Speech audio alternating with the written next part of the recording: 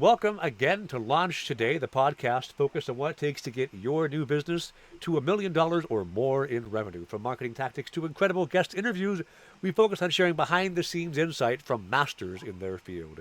If you want to grow revenue for your startup or business, you don't want to miss today, because joining us is a master of food tech, founder, CEO, and someone who wants to change how you eat, Chris Heffernan. Chris, thanks for coming on the show. Thanks for having me. Super excited. Awesome. First question I always like to ask somebody is, why do you do what you do? How did you get here? Ooh, I don't know. I guess now I might answer that by saying I hate myself, right? I'm a glutton for punishment. So that's maybe what keeps me going. How I got here was just a hatred for my boss back in the day, and did one of those quintessentials like I quit, took out, like it was an old cheesy cop movie. It would have been like take out your gun and your badge, but it was my iPad and like an ID card, and just walked out of the office. Okay.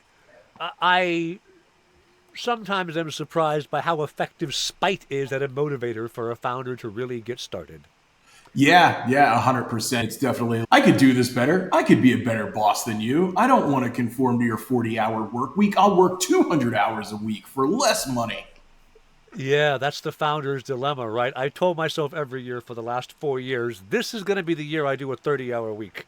And Yeah. it's not. Work-life balance is a myth.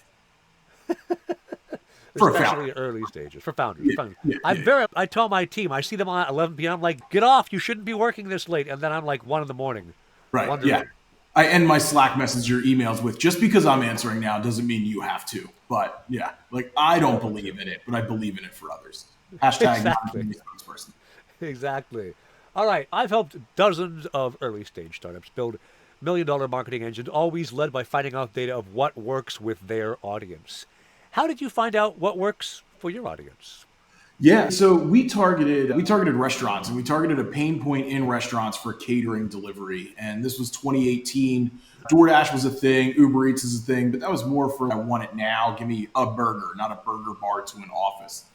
So really getting customers to trust us with their large orders was hard, because these national delivery companies were messing up the burgers, right? And they didn't want to give us the $300 burger bar order. So it was really a lot of just getting in front of the customers to do that and learn what their pain points were. So this is Craigslist was really popular when I was getting this going. It was like the best place for a job board. You could post jobs for free. You could post cars for free. A lot of traffic on Craigslist. So I started going to the Craigslist website and searching catering delivery driver and jobs, and then going to the restaurants and being like, hey, you're hiring for a driver. What if I gave you access to 100 drivers? And then learning what their problems were and developing plans to fix it. So in the catering world, the problem was I have a bunch of orders going in different directions all at the same time. And I only need people for 30 minutes to an hour, but I need 5 or 10 people. And nobody wants to work for 30 minutes to an hour. But who does? Gig workers. So by using Craigslist to get in front of these customers or potential customers, I was able to pull them and be like, what are your pain points? And then craft the business around those pain points. Awesome. I do love that you took something that was already solved, food delivery through gig workers, and found a niche where it wasn't. Did you start out with delivered as that was the goal, or did you move into there? Yeah, no, I moved into it through adversity. So 2011, I was on vacation in Florida and came across a cheesesteak place. And like, I'm a big dude, not big, I'm a bigger guy from Philadelphia. So if I see a cheesesteak place, like I need to make sure it's a real cheesesteak. Like it's a priority. And this is before DoorDash and Uber Eats and Yeah. anything even existed. And there was a little company down there called Delivery Dudes, and they delivered for the restaurants up and down the strip of Delray Beach. And I never heard of it before. So I found out what it was, and I came home and I turned a shoe website into a website to order food. So instead of getting a Nike size 10, it was a taco at Pico de Gallo. And I started delivering for a handful of restaurants in my neighborhood through that website after that moment of kicking the door open and quitting my job. So I started as a DoorDash or as an Uber, delivering that burger to that person and ran that from 2011 to 2018 until DoorDash and Uber Eats and Grubhub and insert underfunded company here that may have failed by now just destroyed me. They identified my little area as like a hot zone. They started offering restaurants exclusivity deals. Hey, we'll give you 10% instead of 20% if you don't work with anybody else. Drivers, big sign-on bonuses. And I'm just some dude who cashed out a 401k and had a leased Toyota Camry. I didn't have any SoftBank money. So I pivoted into the catering piece because they weren't doing that. They're doing it now, but they weren't doing it then. And that allowed me to pivot the model. And I changed the name to Delivered from Food Cab because I didn't want to be pigeonholed into food, though food is still like 90% of what we deliver. Awesome. That is a excellent example of learning from the market. A lot of folks would just fold up and go, never mind, I can't compete with Uber. But you found a way to do it, right? And finding that opportunity where you saw folks come in, and yeah, Uber and Grubhub and DoorDash, they were all, I think they're now running at positive, but they were running at negative for years to lock out the market and kill people like Food Cab. And so you got through that. Delivered continues to work well, despite, as you mentioned, Uber Eats and DoorDash both trying to do catering as an area they are in as well. Why is it that you are able to defend against these folks with a lot more operating budget and marketing spend than you have? Yeah, I think the biggest thing that does it is DoorDash and Uber are amazing. And I don't even consider them competitors because they're just on such a global scale, right? Like there's somebody that's in the space. I don't compete against them because I can't. It's just, they're a monster. But what we do is we're business to consumer, right? So we're working with connecting the businesses to those customers, where the DoorDash and the Uber model, they're marketing engines. They need to throw money into a fire pit to get customers onto their app to order the food. And where we made a super strategic decision in the beginning days was after that Craigslist find, I stopped going door to restaurants and went to their tech stacks. So instead of knocking on the door of this pizza place, I went to Square or Olo or Easy Cater, these integration partners. So instead of a troublesome sales process to close a restaurant or like a 5-unit like chain or a franchise group, just went right to the source where I just showed up in their technology. Oh, I have an order that needs to be delivered. Let me send it to Delivered. And then boop, and then it shows up in our logistics engine, and we would just match it with a driver. So we didn't have to fight for customer acquisition cost. We didn't really have to fight for client acquisition cost. So it kept our margins really low, and we were able to pay the drivers more money to get them on the platform to do a good job, which is what these brands wanted for their large orders. So it allowed us to compete in a way that wasn't really competition because we weren't selling the same thing to the same people at the same time.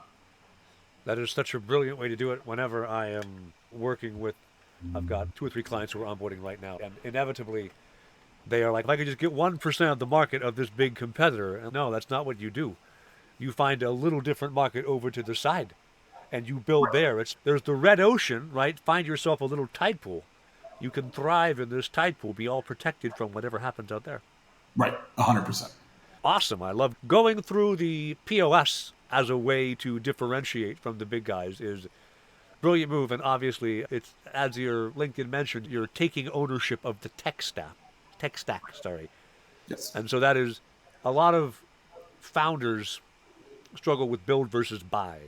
And you started as a dude who, with a Camry, was doing delivery.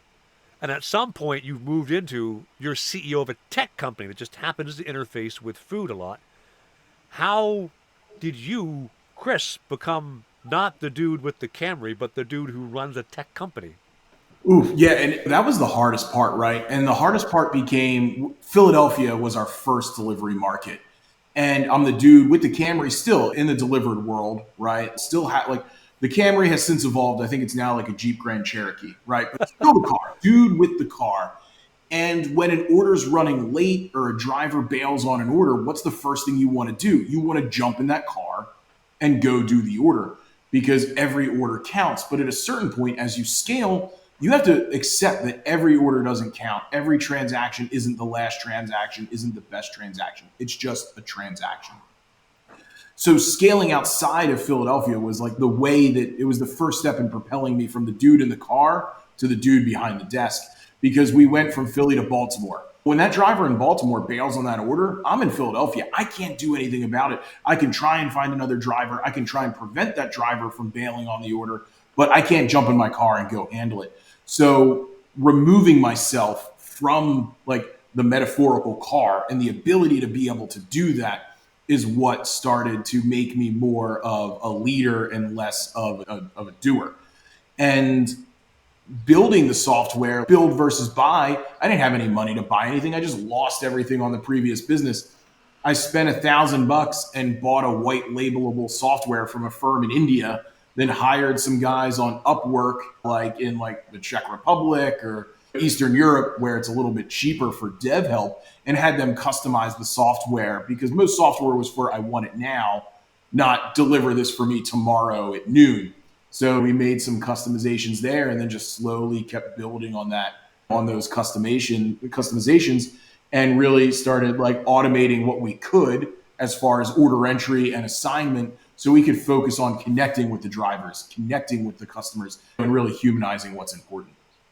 Gotcha. I gotta ask, right? You scaled and well, you survived with Delivered, a food delivery app for catering orders during the pandemic. How? What Yeah, happened there? I think they say it's better to be lucky than smart. And I think I was just lucky, right? I don't coin it to anything smart. So yeah, going into 2020, January and February, we're crushing it. It's a small team. There's probably four of us in a small office above a machine shop a few blocks from my house. And we're projecting to do, if we had stayed on course for January and February, we would have done over 2 million in revenue in 2020, 2 years in. And a lot of manual processes, like not scalable. I think we're in 20 markets at this point across the US. March comes, no more business. And I'm like, everything slides down to, call it, I think it was like 40% of what we were doing before. The silver lining, that pause allowed us to engage in some resources to build systems that could scale us. Had March not shut us down, we probably would have just fell flat on our face, because we didn't have the systems in place to scale as quickly as we did. We didn't have like reasonable growth. We had accelerated growth with no funding and a scrappy team. So that's not really the best scenario. But once we got some automations going and some stuff built, it was like, all right, we're doing 40% in 20 markets. Let's go to our partners and say, we're going to open up in 20 more markets. And that brought us back up to 80% ish of our volume. And then we started doing other things. Meal prep kits became popular because people couldn't go out to restaurants. So we started delivering meal prep kits. We started helping restaurants craft meal prep kits and get it on their online ordering. So why they didn't have dine in, hey, you have a signature chicken parm dish, make a family platter of 4, say you'll deliver it Mondays, and we'll pick these up and we'll deliver them to try and drive some revenue back. And we started getting into some e-com, which is what makes up about 10 to 12% of our business now, is e-commerce or scheduled deliveries outside of the catering, which is that lion's share. The problem then became, as restrictions started lifting and we came into a post-pandemic work world, where now food for work is less of a perk and more of a requirement. When we hit that 80% growth, what was 80% before, now it's 180%, right? Now we're in 40 markets where we're crushing it. And then it went to 100 markets and 120 markets. Now we're in 170 markets. And luckily, like, it worked out for us, and we really just persevered through. And we had some really good partners that really were vested in our survivability as well. Awesome. So you've built this company, and when you first launched it, you were not by any means something a VC would look at and be interested in, because it was a dude with a Camry. Now you're a tech company. Now you're in 170 markets. You're still bootstrapped, if I recall correctly, right? You're not Yeah. funded. No, we don't have the need to take a dollar. Yet nobody would have looked at us when we first started going, because so you have to pay the drivers quick. Gig workers want their money, they want it now. That's the perk of being a gig worker. So we're paying drivers the next day for deliveries they did the day prior, but we're not recouping that from anywhere from 15 to 45 days, depending on payment terms. And we didn't have any funding. So I'm loading my Stripe account with my personal credit cards, maxing out every card I have. My credit score is like perfect. And then it's bad because it sees that all my cards are maxed out. Then I pay them all off. And then my credit score is good. Like, I'm jumping 100 points. But our cash flow looked horrible because every dollar just was fueling driver payments and fueling growth. Like, I wasn't getting paid. I think I was 3 months behind on the mortgage at one point. But the company was profitable. You just couldn't see any of the profit because it was all going back into the business. And then we ended up solving that by working with a startup that gave us a credit line and moved our payment processing off of Stripe. But now we're profitable in a sense. We don't need money. We invest in other food tech startups that are trying to like get into the catering space and stuff. We're not like stupid crazy rich. We pay our own, and people keep knocking. We're institutional investors, a family investment firm, but like, wow, I don't need it. I counsel founders. I work with a couple of different accelerators, and I'd say probably 80% of the startup ideas that I see aren't really, they shouldn't take VC money, even if VCs offer it to them, because VCs either want to see you go hyperscale or burn out. And they don't want you to hang around for 5 years, either be big or dead in 3. So I can admire the grit to take what was just a zero margin business and then get it to where it's working now with finding a position in the food delivery, really food logistics. And you're moving from food logistics to just logistics and being like, what if I'm just your last mile solution? So it's interesting. You've gone through up cycles, through down cycles, up again, post pandemic, probably a down again. I'm looking at as I see 4 of the only 11 days in history that have more than a 1,000 point drop in the Dow have been in the last 90 days.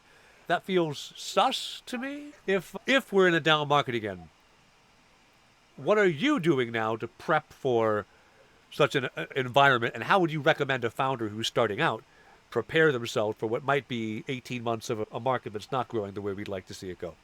Yeah, no, and like we haven't rung the bell here. Like it's dire. Like our projections are still hanging, like still looking pretty good, even with the days that have been like marked as bad and slowdowns on some hiring and the government letting a bunch of people go. But that we haven't really felt that per se yet.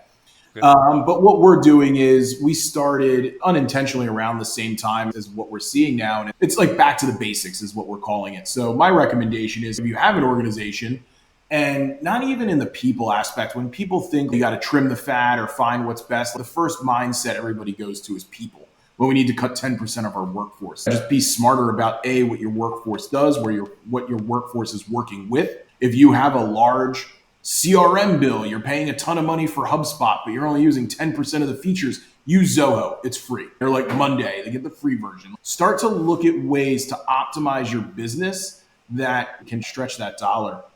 And then you just keep making those kinds of decisions. We challenged the way we've done something for 2 years last week, basically a way that the system incentivized orders. And we had all these theories on how to change it and how to keep incentivizing it.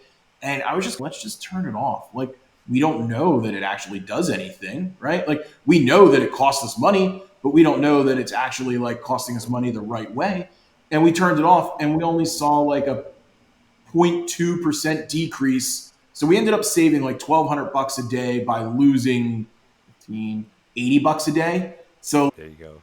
a huge win. So challenge the mindset of we do this because we've always done it that way. So if you can get back to your basics and you can challenge the mindset of we've done it because we've always done it this way, I think that's a way to prep for some long-term success through uncertain times. Gotcha. I like that. If you can find efficiencies instead of cutting staff, your team will know and they will appreciate it. Yeah, and get those people working on things that matter. If you have someone on your team, yeah, it's going to be easy to cut them because they do this Excel formula or this manual task. Automate that. Use Zapier, use OpenAI, figure out a way to get that team member off that minuscule task so they can focus on connecting with their customer and take that client from a 3x multiple to a 5x multiple or something. Put your people where it really matters. Don't just cut them because we need to trim the fat. Repurpose them because you should have done a good job vetting for what you need in your company, right? Because you're a startup, you're small, everybody should be scrappy and able to multi-hat. Put them into something that can drive more revenue, not cost revenue. Excellent. Good point. I think that feeds nicely into your bio, mentions empowering businesses through tech and community. And I think a lot of people talk about Uber Eats and DoorDash and the like as preying on restaurants and gig workers, but I think you got a very different approach. You're trying to make this much more collaborative, and I think it's a strategic advantage. What have you, like, what tangible steps have you taken to make this where it is we are doing this together instead of how do I maximize every last cent for shareholder profit and leave everyone feeling vaguely screwed? Yeah, and when you look at the business models, if you put an order in, and I'm not like marketplaces have their place. They're great for discovery. They're great to get in front of some new customers.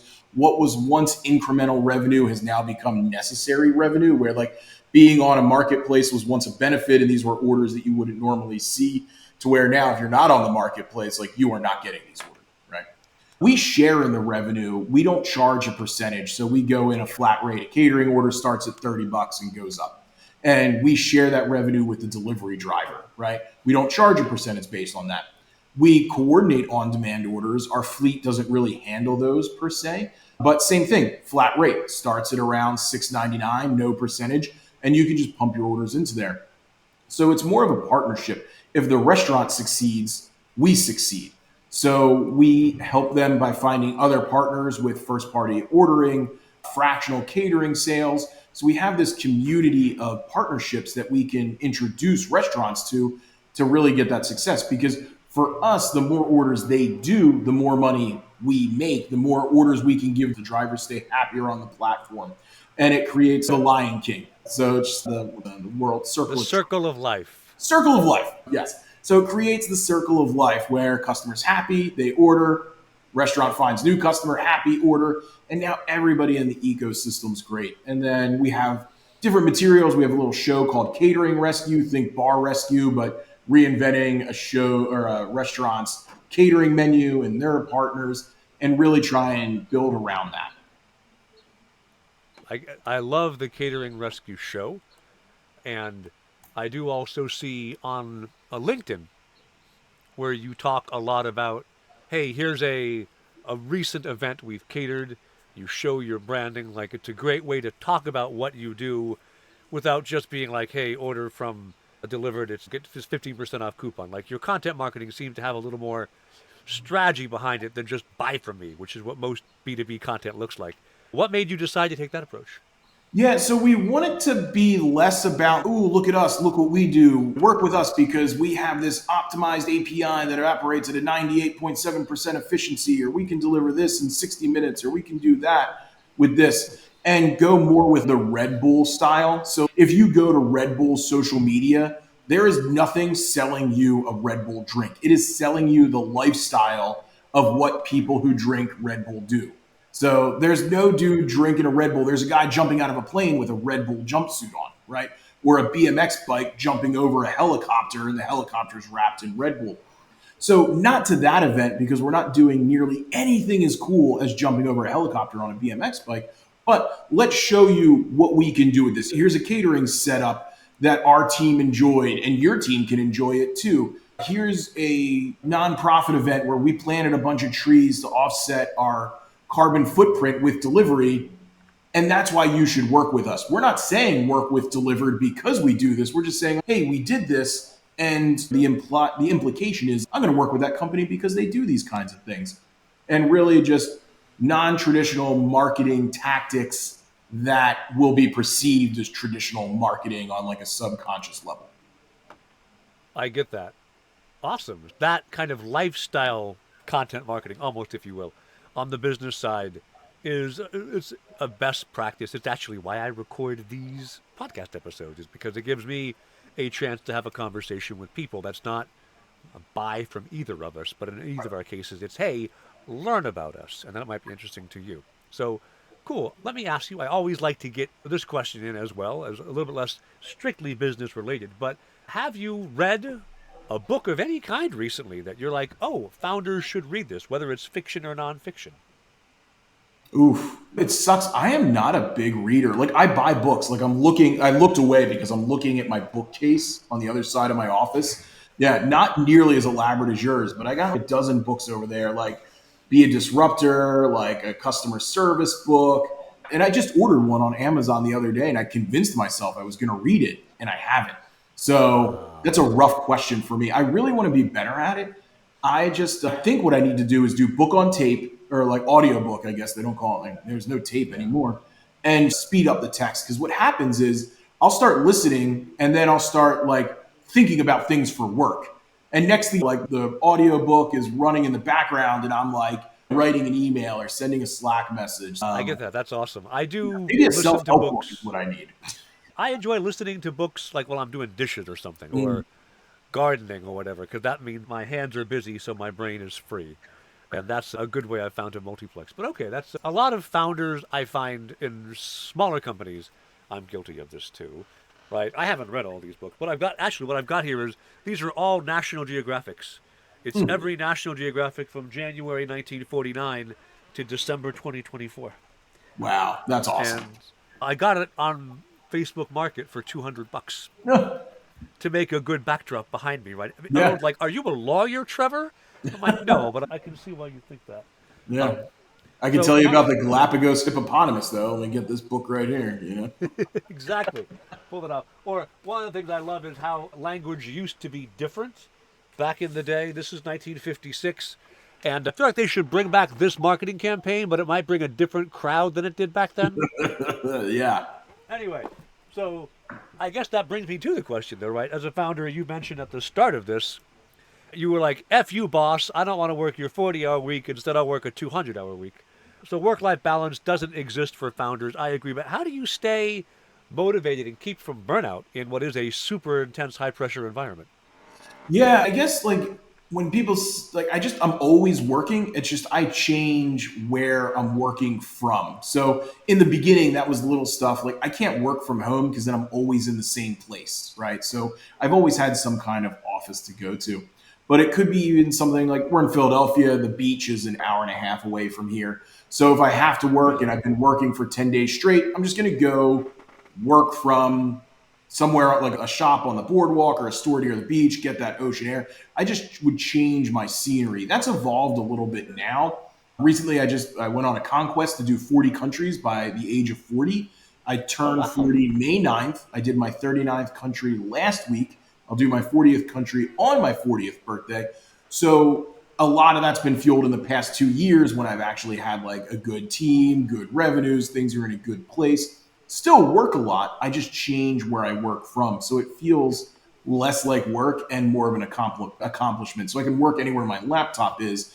And that's really what kind of keeps me from burning out per se. It's just a change of scenery and it makes it feel less like mind numbing than like I'm in the same we work for 16 hours a day, Yeah, 30 days straight. I feel you. Now I gotta ask though, what's country number 40 going to be? Yeah, so it got a little complicated. We have a big conference that we do every year around my birthday. It's the Food on Demand. It's a big food tech conference in Vegas. That ends on the 7th. So I wanted to do Bali because I really want to go to Indonesia, but we're doing Barbados. So my wife found a really nice Airbnb on the beach. Some friends are going to come. And the kicker to it is I don't believe in signs or anything. Our flight connects through Atlanta coming from Vegas going to Barbados. Our flight number is Delta 1985, which is the year I Okay. was born. So I'm going Yeah, to of my course. 40th country on my 40th birthday, carried by the flight number that is my birth year for my Hey, that's cool. 40th birthday. Yeah. So sign, I guess, achieved. Maybe I will start to believe in signs. That's pretty awesome. All right, so Barbados. Okay, as somebody who's been around that, you've got to be when you're going to other countries, you've got to be checking out what does food delivery look like there, right? Yeah, How when do I you was find it? there, yes, yeah, a lot of places are a lot different. There's different players, which I found interesting. So in Singapore and like Southeast Asia, Vietnam, Grab, and like everybody here, we think of Uber as this behemoth that you just can't beat, right? I lost to them, right? They crushed my first business. But Grab, this local startup based out of Singapore, beat Uber on a world level and took them out of Singapore and took them out of Vietnam. And they ended up getting money later, but they were just this local startup that took on David versus Goliath. So that was really neat to see. When I was in China, I saw an example of drone food delivery. I haven't seen that. Like I haven't Oh, experienced yet in the States. So it dropped it right into like an ATM machine. You basically like ordered and the drone comes, lands in the ATM, and then you scan a QR code and it like opened it. So that was really neat. So yeah, as I'm going places, things I always check out: technology, food tech, a little bit of culture and history, and then the food scene, street food, whatever the most popular dish is. So those are like my core staples when I visit somewhere. Yeah, I only travel to eat new things, so I feel you. It is everywhere I go. Like I have a diary I'll make, and when I go look at my diaries from 10 years ago, they're all just this was breakfast, this was lunch, this was dinner. I'm like, what did I see? I don't know, but there's what I ate. Yeah. Awesome. All right, if you were to give some advice to somebody who's starting in a kind of a red ocean right now, right? So they're launching a startup in a place where there is competition, but they think they've got an angle, they've got something that's going to make it pop. What do they do to maximize their chances of success right now? Yeah, absolutely. I think it ties to something I said a little bit earlier. And it's, if I got a tattoo, it would probably be this, but I don't believe in tattoos, which is like the pineapple on pizza part, right? Some people might find that sacrilegious, not believing in tattoos. But automate what you can so you can humanize what's important. If you're in the tech space and you're likely attacking a Goliath, right? Like you said, I can take 1% of the market share from insert giant company here. What's going to differentiate you from them is likely going to be your personality, your customer service, your ability to connect with that consumer, because that other business can likely offer better pricing, better tech, better this, better that. So make sure that you can get rid of those BS tasks by automating that spreadsheet. Find someone on Upwork to build a scripting or do whatever, so you can spend more time connecting with your customers or your clients, whoever that revenue driver is. Okay, cool. Now, I think the last one I have to ask you is you're a resident of Philadelphia. You are a foodie. Best cheesesteak.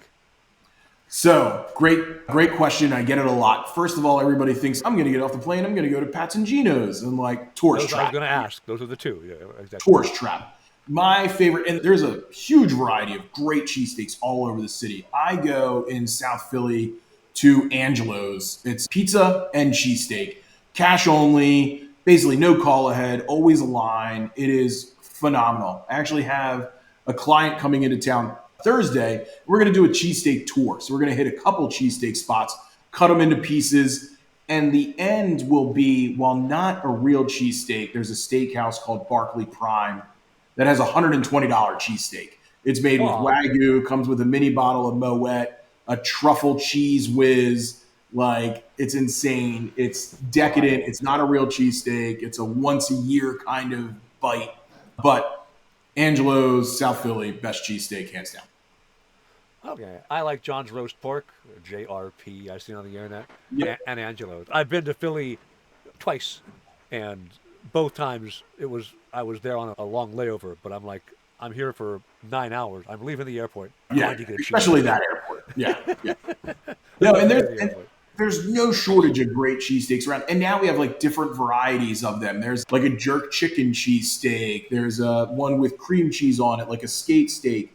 You can get like an Indian cheesesteak, a kimchi cheesesteak. So they're taking on all these different varietals as well. And while they're not your core cheesesteak, they're still really cool. Fair enough. I am a heretic. I prefer my cheesesteaks with green bell pepper in, which is not how you are supposed. This is like pineapple on pizza. I can get into a fight in Philly if I do that. Yeah.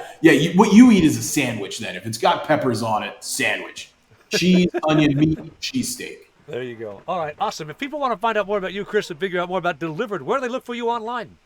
Yeah, the best place you want to learn about DlivrD, dlivrd.io, dlivrd.io. No E's. I couldn't afford them when I was starting the business. To learn more about me, LinkedIn's probably your best bet. I post there pretty frequently. You can find me on LinkedIn under Christopher Heffernan, or my little handle there is the Hef, TheHeff. The Hef. All right, awesome. Thanks, everybody. If you have not yet subscribed to Launch Today, do be sure to do. We are sharing insights every week from founders in the field. Great guys just like Chris are here to share what they have learned and how you can do it better yourself on your first go round. Thanks, Chris. Thank you.